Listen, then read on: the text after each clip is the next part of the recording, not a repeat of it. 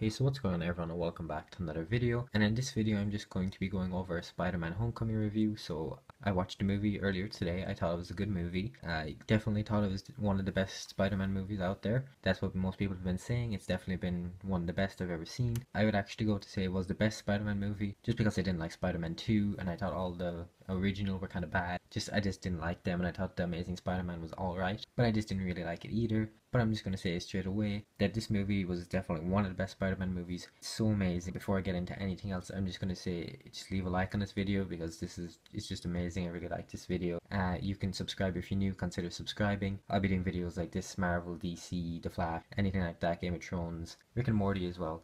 So I'm just going to say this movie felt amazing. The high school part of this movie, it wasn't like any other movie. It actually spent a good lot of time in, I guess you could say, it spent a lot of good time in the actual high school. There was a lot of aspects where, like, I'm not going to get into any spoilers in this, but I'm just going to say it was a really good movie, one of the best movies out there. Definitely for Spider-Man, I think it's the highest rated. Iron Man did play a really good role in it. I really want to go into spoilers, but I can't. Just because of the whole fact that it will actually ruin the movie some people, and I don't want to actually do that because that would be kind of bad in a way. I'm just going to say that Aunt May was definitely one of the best characters in the movie. She was really funny. The jokes in this movie were just really funny. There was definitely a lot of comedy that I didn't expect to come in this movie. I thought it would kind of be kind of kids comedy, but there was a good few kind of jokes for people that are, I guess, adults. There was a lot of funny stuff in it. I did quite enjoy the movie, as I said earlier, but I don't really know how to do this because I don't really do reviews on movies that much. But it's just, as I said, one of the best movies.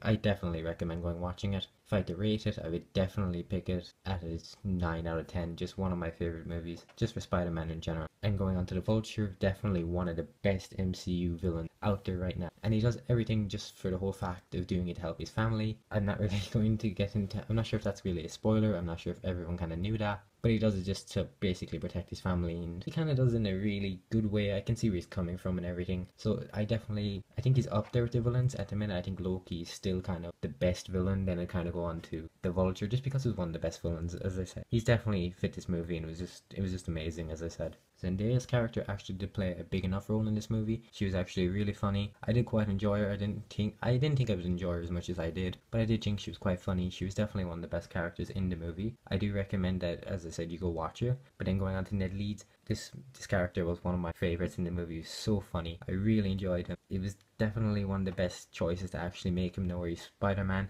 Just in general, because it was, as I said, it was really funny. There's a lot of good humor coming from it as well. Tony Stark in this movie, I'm just going to say that he doesn't actually play a massive role, but you can definitely feel his presence throughout the whole movie. As I said, definitely one of the best things to actually do. And then Happy was in this movie. Happy was definitely one of the biggest things I liked about the movie. Kind of give that big brother vibe, and then the Tony Stark. Kind of give another big brother vibe, and then her Aunt May. Kind of give another vibe as well, kind of like a big sister vibe. As you've seen by the trailer, you actually do know that Spider-Man actually gets his suit taken off him.